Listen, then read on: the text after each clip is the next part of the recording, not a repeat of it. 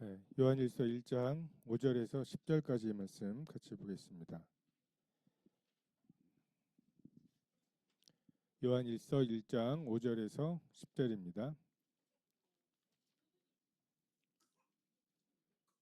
네, 다 같이 한번 같이 읽겠습니다. 5절입니다. 시작. 우리가 그에게서 듣고 너희에게 전하는 소식은 이것이니 곧 하나님은 빛이시라 그에게는 어둠이 조금도 없으시다는 것이니라.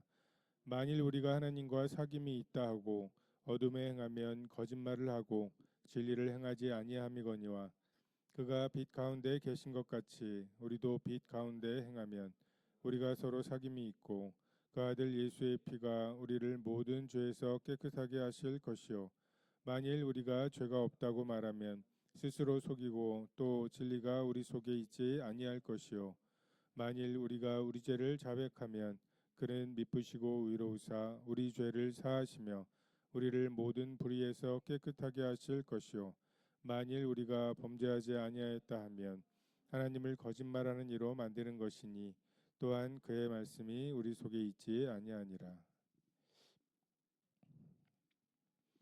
그러니까 요한일서는 어쨌든 구원을 받았는데 구원받은 이후에 거룩한 삶을 어떻게 유지할 것인가, 또 거룩한 삶을 또 순종의 삶을 추구하다 보면 실패하기도 하는데 그 실패한 이후에 그 죄책감의 문제를 어떻게 해결할 것인가, 이런 것들에 대해서 다루고 있습니다.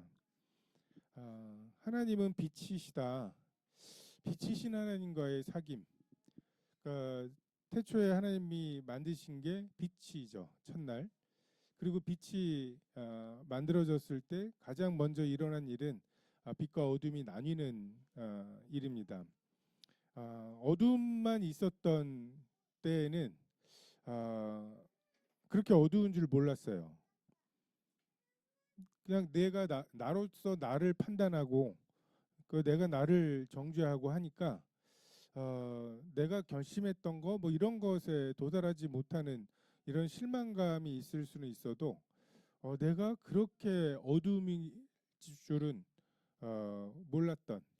근데 빛이신 하나님 앞에 섰을 때 저게 빛이라면 나는 어둠이구나라고 하는 것을 깨닫게 되는 이러한 일들이 일어납니다.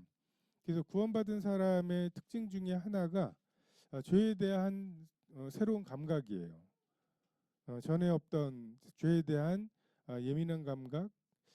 그래서 이렇게 제가 상담을 해보면 구원에 대해서 의심하는 사람들의 대부분이 구원받은 사람이고, 심지어는 구원에 대해서 의심하는 그게 구원받은 사람의 증상이더라고요. 그래서 이런 그 부분들에 대한 고민들이 요한일서의 요 시절에도 있었던 것 같습니다. 그러니까 내가 주인 되어서 그 나의 시간과 물질을 사용하고, 그리고 그것이 그 내 계획대로 된 것이 너무나 만족스러운, 그냥 그 나의 지정의가 일체죠. 그런 부분에 있어서. 근데 새로운 법이 우리 속에 들어오고, 그 예수님이라면 그렇게 안 하셨을 것 같은데, 그 하나님의 성품에 이게 합당한가? 성경에 이러라 저래라 하는 말은 없는데 이게 마땅한가? 이런 이제 우리의 인격에 새겨져 버린 그 하나님의 어떠하심이 우리에게 그 찔림이 되기도 하고 또는 지침이 되기도 합니다. 율법 앞에서는 충분히 견딜 수 있었던 죄책감이 우리 인격에 각인된 그 그리스도의 성품 앞에서는 견딜 수 없을 만큼 추한 것이 되어버린 것, 이것이 그리스도인들의 어떻게 보면 운명이죠. 죄를 짓지 않게 하는 가장 큰 동기는 하나님과의 사귐이고, 그리고 가장 그 원초적인 죄를 범했을 때 일어나는 가장 그 기본적인 형벌을 하나님의 그 사랑하는 자녀에게 주시는, 아들에게 주시는 징계가 그 사귐의 단절입니다. 하나님이 서먹한 것, 그리고 하나님 앞에 확신이 없는 것, 그게 무슨 벌이냐? 우리는 그런 것을 벌이라고 생각하지도 않을 만큼 그냥 그 하나님과 무관하게 살고 있다가 하나님과의 빛의 그 사귐을 갖던 우리에게 그 빛과의 사귐이 끊어진 거, 그 서먹한 거, 어색한 거, 이것이 우리에게 굉장히 큰 그 징계가 되고 정말 그로 인해서 우리가 그 죄로부터 돌이키게 하는 동기가 됩니다. 나단을 통해서 밧세바의 일에 대해서 책망을 받았을 때 다윗의 태도는 어쩌면 좀 후련함이었던 것 같아요. 그 조주빈인가요? 엠번방 사건. 그 잡히고 나서 자기가 막 그런 얘기를 하잖아요. 이 악마의 뭐 일에서 내가 스스로 빠져나올 수가 없었는데 걸려서 후련하다는 듯한. 근데 다윗이 그 나단으로부터 책망을 받았을 때 다윗이 했던 말은 다윗이 나단에게 이르되 내가 여호와께 죄를 범하였노라. 변명이 없어요. 그 사울도 책망을 받았지만 사울은 이거는 제사 드리려고 그렇게 아말렉에 그 좋은 것들을 남긴 거고 내가 그런 게 아니라 부하들이 그런 거고 그리고 그렇게 그냥 가지 마시고 하면서 막 이렇게 뭔가 자기의 이름을 그래도 좀 높여주시기를 뭔가 이렇게 무조건 항복이라기보다는 그 거래를 하려고 하고 협상을 하려고 했다면 다윗은 내가 여호와께 죄를 범하였나이다. 하나님의 징계를 두려워하거나 자기 자신을 변명하기보다는 다윗은 구원의 즐거움을 회복시켜 달라고 기도하죠. 주의 구원의 즐거움을 내게 회복시켜 주시고 자원하는 심령을 주사 나를 붙드소서. 그 누구도 책망할 수 없는 위치에 왕이 되어 있는 다윗이죠. 전쟁 중에 죽은 그 부하. 그러니까 물론 다윗이 시켰지만 겉으로 볼 때 그냥 우리아는 가장 극심한 전장에서 죽은 사람이고 그 죽은 그 사람의 아내를 그 왕이 취하는 그래서 완전 범죄처럼 보이는 상황이었습니다. 그래서 변명할 수 있어요. 그리고 누가 다윗에게 그런 혐의를 물을 수 있겠습니까? 근데 다윗이 구원의 즐거움이 사라진 그렇게 하고 나서 다윗은 그 구원의 즐거움이 사라져 버린 것을 발견했습니다. 언약궤가 성으로 들어올 때 부끄러움도 모르고 춤을 추었던 그 흥겨움이 사라져 버리고 왕궁에 거하고 막 그러면서 주님의 제단 곁에 둥지를 틀고 있는 제비. 나는 지금 그 레위인이나 제사장의 가문이 아니어서 저기에 들어갈 수도 없는데 쟤는 저기에 둥지를 틀고 저기에 머물고 있구나라고 하면서 그 제비를 그 부러워하고 이 궁중에서의 첫날이 그 주의 전에서의 하루보다 못하다고 하면서 그 진짜 맨날 그 레위인이나 제사장이 하는 일이 요즘으로 말하면 백정이 하는 일이잖아요. 이렇게 도축하고 가르고 이제 뼈 마디마디를 이렇게 타기 좋게 만들고 막 하는. 근데 그 일을 하는 사람들을 보면서 매일같이 쟤네들은 주님의 전에 있다고 이렇게 그 부러워했던 그 다윗이 어느덧 하나님 앞에서 그러한 즐거움이 그리고 다윗이 너는 피를 너무 많이 흘려서 그 성전을 지을 수 없다라고 이야기를 할 때 계속 하나님께 눈치를 보면서 다 준비하죠. 그리고 솔로몬 불러다가 성전을 이렇게 짓는 거야. 거의 그 실제로 짓지만 않았지 준비해야 될 것들을 다 준비해 놓은 그러면서 지은 건 아니에요. 뭐 하면서 그 정말 어떻게 보면 되게 훈훈한 불순종을 그 하는 그 자원함 누가 시켜서가 아니라 요건 내가 했으면 좋겠다라고 하는 그리고 나는 지금 백향목궁에 거하고 있는데 주님은 아직도 천막에 거하시는 것이 너무 막그 죄송스러운 그러니까 이게 그 빛이신 하나님과 다윗의 사귐이었는데 그 사귐이 사라져 버린. 그래서 이 죄에 대한 죄와 이 하나님과의 사귐이 없어져 버리고 하나님께서 은혜를 베푸시는 게 나단을 통해서 책망하시고 책망하시고 나서 뭐 벌을 주시죠. 근데 그 사이클을 돌면서 다윗이 배우게 되죠. 죄 짓지 말자. 그래서 나중에 또 그 백성 계수하는 일로 하나님께 범죄했을 때 너 어떤 벌을 받을래? 뭐 3년간의 기근과 뭐 석 달간의 사람에게 쫓기는 거, 그리고 하나님께 3일 동안 맞을래 할 때 하나님께 맞겠다고 3일간 못 때리시는 하나님이라는 걸 이용해 먹는. 그게 어떻게 보면 우리가 죄를 이길 수 있고, 그러니까 이것으로 충분하다는 거죠. 우리는 자꾸만 그 구원은 그렇게 은혜로 받았지만 이제 우리의 거룩한 삶은 또 다른 그 동기가 필요하다고, 다른 자극이 필요하다고 생각을 하고 그것으로 또 가버리는 일들이 있습니다. 그래서 하나님 앞에서 즐거이 하던 일들이 죄로 오염되어서 자원하는 심령이 사라져버리고 버거운 의무가 되는 이러한 그 부분들에 대해서 우리가 주의할 필요가 있습니다. 그래서 은혜가 율법이 되는 과정들이 있어요. 그러니까 주님과의 온전한 사귐이 우리를 죄를 짓지 않게 만든다. 그래서 온전한 주님과의 사귐을 또 만들어내려고 하는 그게 우리에게 또 올무가 되기도 하죠. 우리의 범죄와 빛이신 하나님과의 성품을 어떻게 조화할 수 있는가, 이게 또 다른 문제입니다.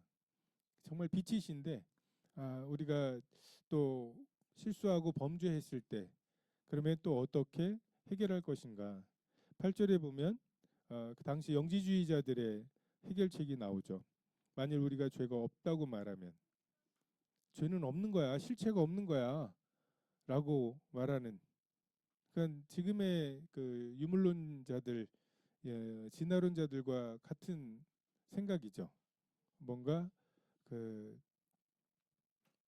되려다 보니까 된 존재가 죽음의 끝인 상황에서 죄책감이라고 하는 것은 어떤 심리적인 현상이고 뭐 강박에 관련 가까운 그런 부분이지 정말 실체가 있는 것이 아니라고 이야기를 합니다. 그러니까 하나님께서 우리 영혼을 보존하시기 위해서 무언가 사형에 해당하는 죄를 지으면 우리 마음에 알람이 울리도록 양심을 일깨우시는데 그게 내 마음대로 살지 못하게 만드니까 그 알람을 계속 핍박하는 거죠. 압박하는 거죠. 우리가 죄가 없다고 말하는 것. 인간이 인지 부조화를 못 견디죠. 마땅히 나는 이래야 되는데 하나님은 빛이신데 나는 그렇지 못한 거, 이것을 어떻게 해결할 것인가. 근데 많은 사람들이 이 영지주의적인 그 생각, 하나님의 거룩하심에 우리를 올려서 부조화를 해결하는 게 아니라 이게 뭐 죄야, 이건 죄책감이거나 뭐 이러면서 죄가 아니라고 우기고 변명하고. 왜요? 또 져야 되거든. 또 지어야 되는 욕심이 있기 때문에 그거를 죄라고 흔쾌하게 말하지 못하는 그러한 부분들이 있습니다. 사탄은 세 가지 단계로 우리를 유혹하는 것 같아요. 첫 번째, 죄를 짓게 만드는. 또 하나는 우리를 정죄하는. 그리고 세 번째는 그 정죄감으로부터 율법적인 방법으로 하나님께 나아가도록, 이거 따먹어봐, 하나님처럼 될 거야 라고 유혹하다가 따 먹자마자 벗었네 하고 부끄러움을 드러내고 그 부끄러움을 무화과나무 잎으로 해결해 보려고 하는 그래서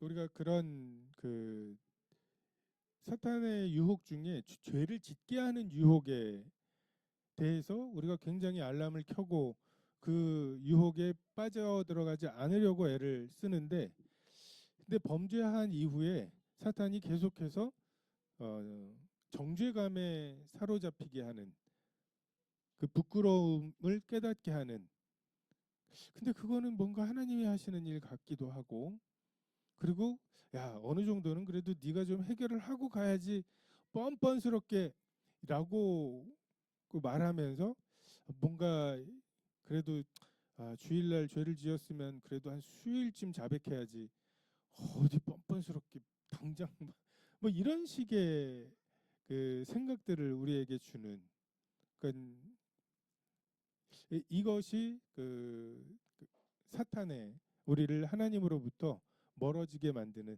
그 창세기 3장에 죄를 짓게 하는 그게, 그 사이클과 그 양상이 조금도 바뀌지 않았어요. 그러니까 우리가 그 상황에서 어떻게 했더라면 하와가 따먹지 않았을 수 있었을까? 응? 그 부분을 우리가 그 죄와 싸우는 그 일들을 생각하면서 그냥 막 이렇게 허공으로 휘두르다가 어떻게 한번 딱, 이게 아니라 죄가 정체가 뭔가, 사탄이 그 하나님이 이러이러해서 따먹지 못하게 하셨다라고 말할 때 하나님 그런 분 아니야 라고 말했어야 하고, 그리고 부끄러움을 느끼게 그 되었을 때 무화과 나무 잎이 아니라 가죽옷이 그 해답이었던 것처럼 우리에게도 죄를 짓지 않게 만드는 것, 하나님 빛이신 분과의 사귐, 이것이 그 해답이어야 하고, 그리고 범죄한 이후에 밀려오는 죄책감과 그 죄책감을 너 이렇게 해결해봐 라고 하는 수많은 아이디어들에 대해서 우리가 제시해야 될 것들이 하나님의 가죽옷이어야 한다. 9절에 만일 우리가 우리 죄를 자백하면, 호모로게오라고 하죠. 호모 같은, 로게오 말하다, 같은 말을 하다. 그 나단에게 책망을 받았을 때 내가 여호와께 죄를 범하였노라. 거기에 뭐 이것저것 사족을 붙이거나 하지 않고 그냥 내가 여호와께 죄를 범하였노라. 이것으로 충분합니다. 우편 강도 한편에 있던 강도가 우리는 우리가 행한 일에 상당한 보험을 받는 것이니 이에 당연하거니와 이 사람이 행한 것은 옳지 않은 것이 없느니라. 그 십자가에서의 7마디를 들으면서 그 강도가 그 마음에 비춰진 대로 그냥 그 죄를 자기가 깨달은 것을 하나님께 그대로 말하는, 이것이 자백의 핵심입니다. 하나님께서 우리 마음에 뭐라고 말씀하셔요? 범죄했을 때 뭐라고 말씀하시죠? 우리를 부르시죠. 여호와 하나님이 아담을 부르시며 그에게 이르시되 내가 어디 있느냐? 아담을 부르시고 여호와께서 가인에게 이르시되 내 아우 아벨이 어디 있느냐? 라고 말씀하시는, 근데 내가 벗었으므로 두려워하여 숨었나이다, 이게 정답이 아니고요. 또 내가 알지 못하나이다, 내가 내 아우를 지키는 자니까, 이것도 정답이 아니죠. 그 일 후에 하나님이 아브라함을 시험하시려고 그를 부르시되 아브라함아 하시니 그가 이르되 내가 여기 있나이다. 이것이 정답입니다. 하나님이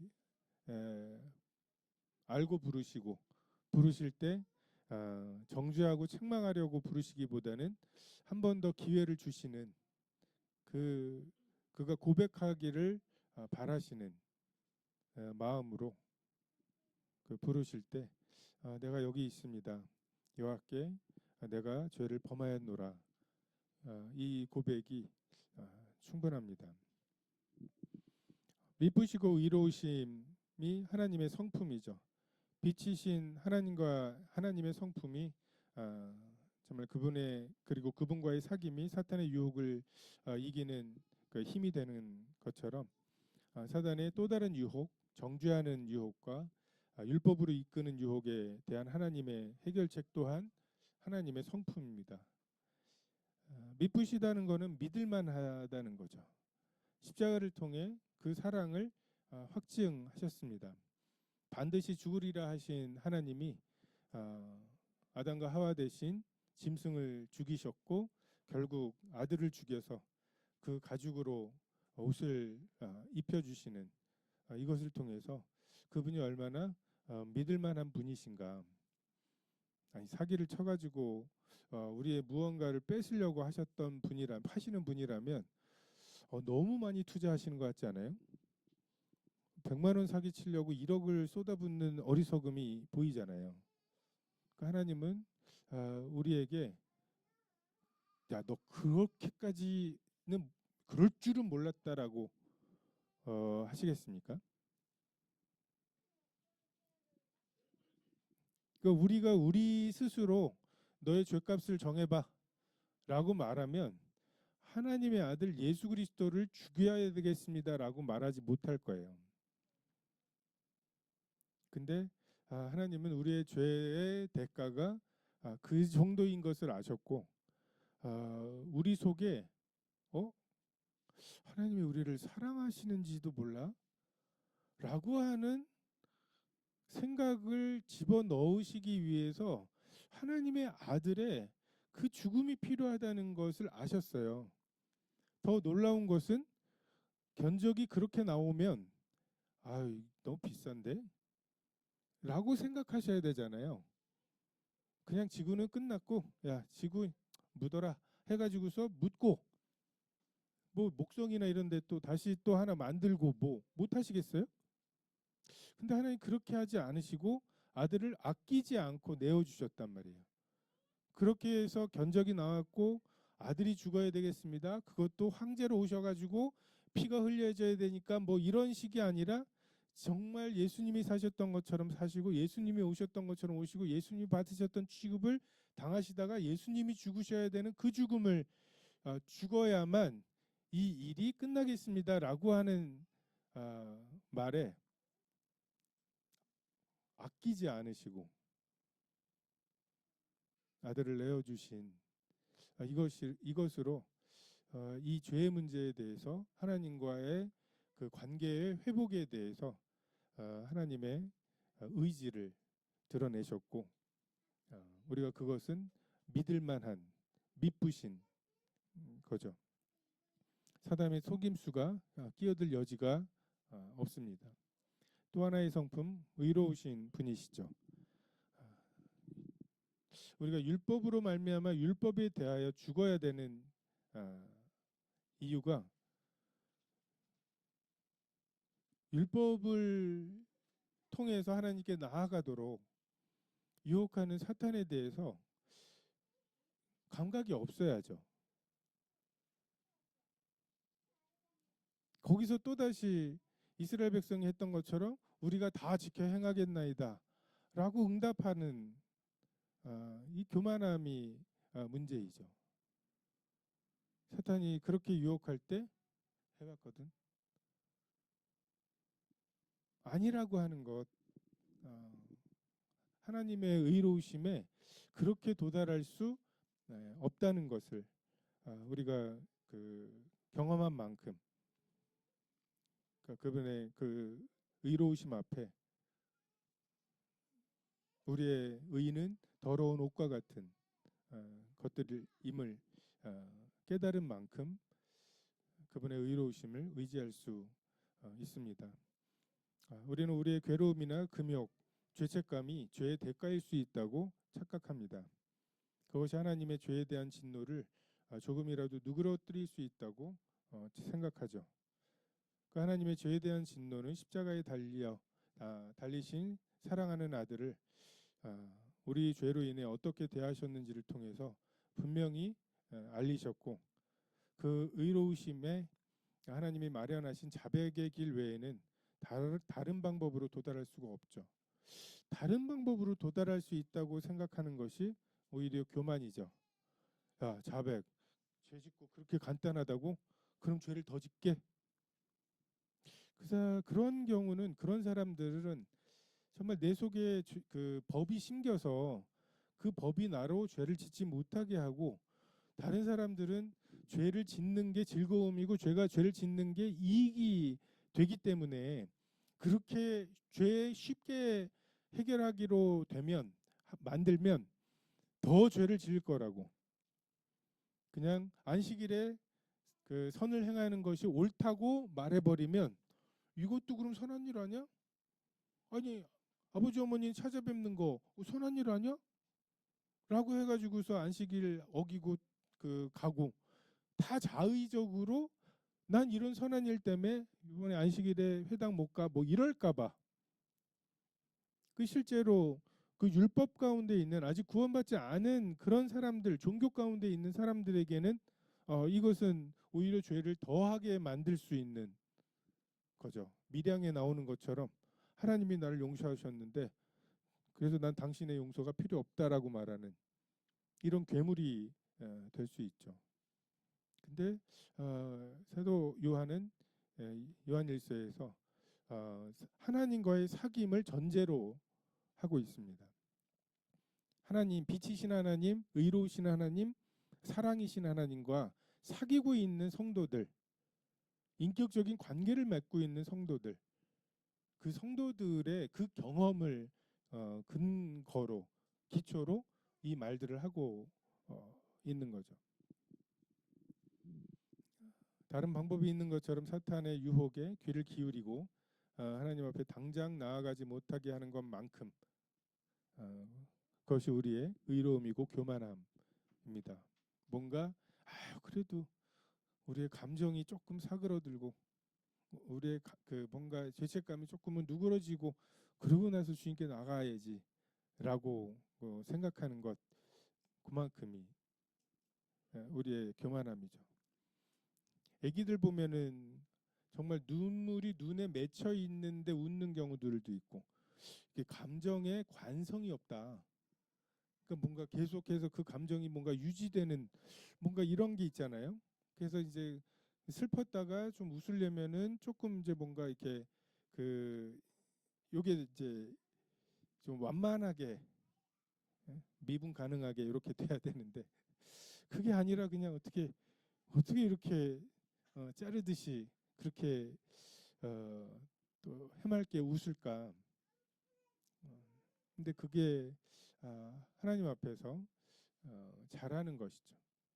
우리 아이들이 우리에게 그렇게 할 때 잘하는 것인 것처럼 하나님은 우리의 죄를 사하시는데 사하시는 이유가 우리의 어떠함이 아니라 그 심지어는 죄를 사하시는 것, 그 자백하는 것도 너 자백했으니까 죄를 사해 줄게 라기보다는 그 하나님의 성품, 미쁘시고 의로우신 하나님의 성품, 이것이 근거입니다.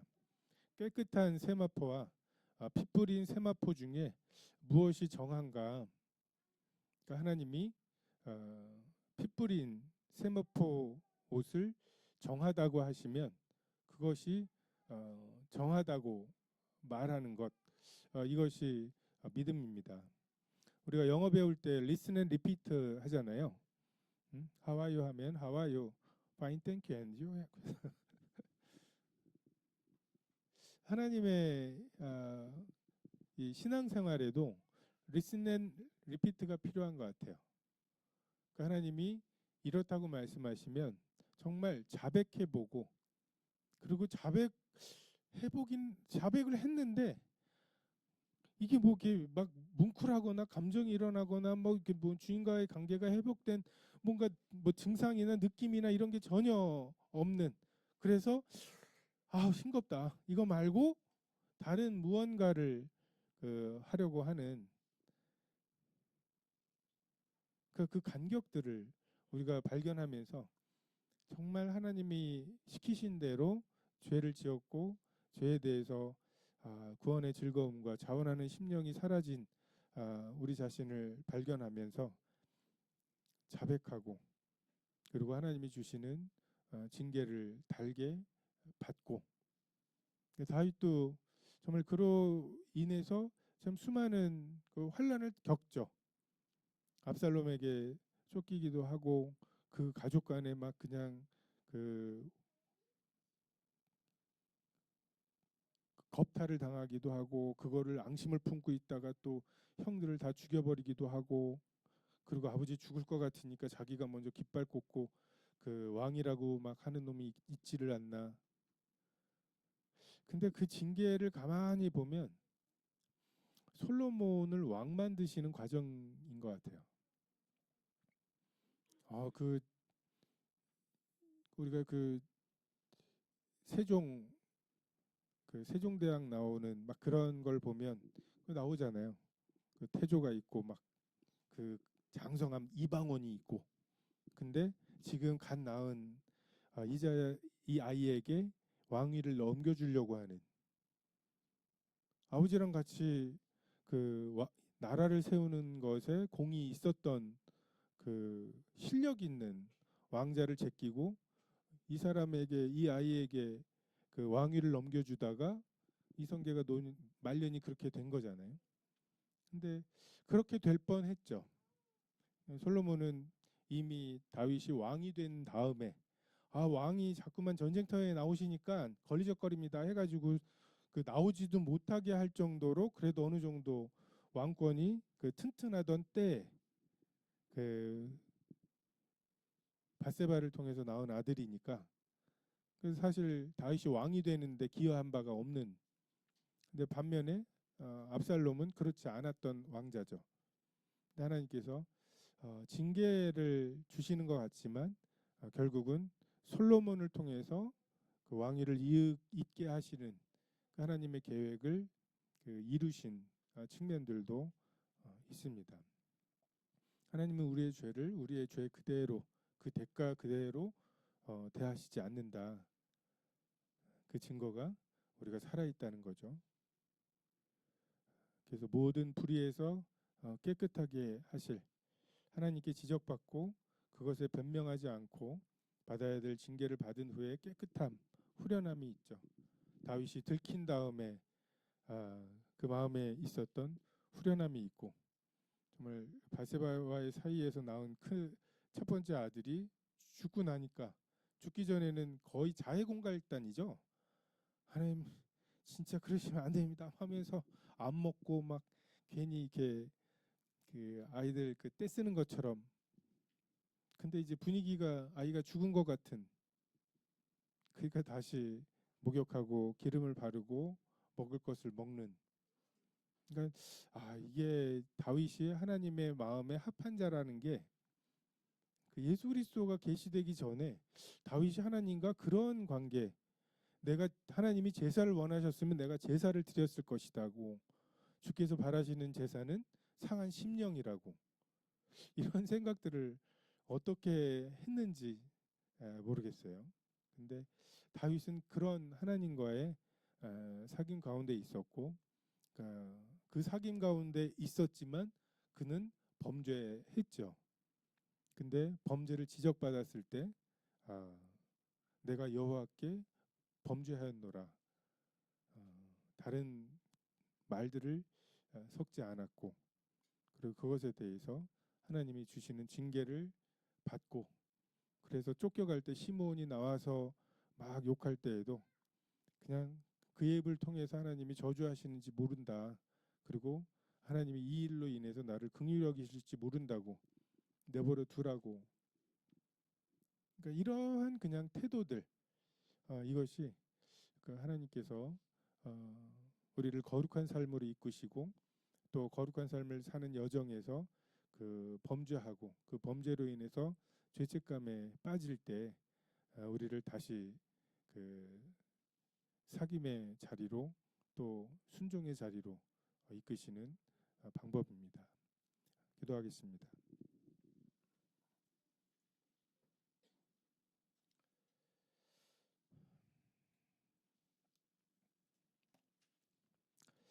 그는 미쁘시고 의로우사 참 저희의 거룩한 삶과 저희의 참 죄책감에 대한 해결이 참 이 주님의 성품 움직이지 않는 정말 견고한 반석 위에 세워져 있음에 감사를 드립니다. 아들 예수 그리스도의 피가 저희를 구원하였던 것처럼 저희 매일매일의 삶의 거룩함도 정말 주님의 미쁘심과 정말 의로움에 근거하고 있습니다. 온통 정말 주님이시고 정말 주님의 은혜이십니다. 저희로 좀 죄짓게 하는 유혹과 정죄하는 유혹 그리고 율법으로 이끄는 유혹의 정체를 드러내게 하셔서 좀 사탄에게 조금도 틈을 주지 않도록 하시고 좀 하나님께서 베풀어 주신 좀 시험을 피할 길을 찾아서 좀 한시도 낭비하지 않고 좀 다만 가죽옷으로 저희의 부끄러움을 가릴 수 있도록 도와주시길 원합니다. 감사드리며 예수님의 이름으로 기도했습니다. 아멘.